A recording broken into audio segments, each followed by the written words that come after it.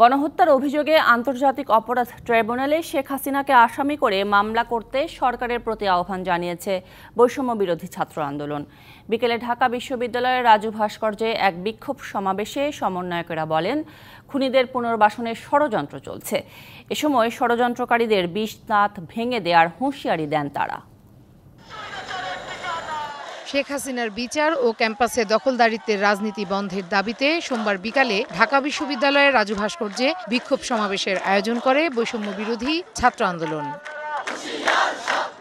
ঢাকা বিশ্ববিদ্যালয়ের বিভিন্ন হলের শিক্ষার্থীরা এতে অংশ নেন। স্লোগানে স্লোগানে মুখরিত হয় গোটা এলাকা। পরে যোগ দেয় বৈষম্য বিরোধী ছাত্র আন্দোলনের সমন্বয়করা।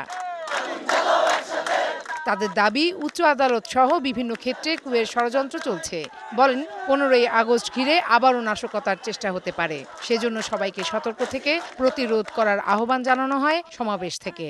আমলাতন্ত্রের বিভিন্ন পর্যায়ে কিছু স্বৈরাচার আর ফ্যাসিবাদের হায়না এবং শকুনরা কু করার চিন্তা করছে।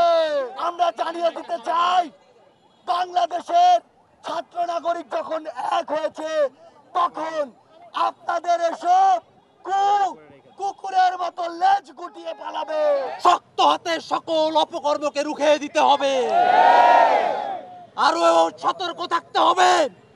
আমাদের দেশে যারা অমুসলিম আছেন তাদের উপরে তারা হামলা করতে পারে। পরে আরেক সমন্বয়ক অভিযোগ করেন, কিছু উপদেষ্টা ও গণমাধ্যম খুনিদের পুনর্বাসনের ষড়যন্ত্র করছে।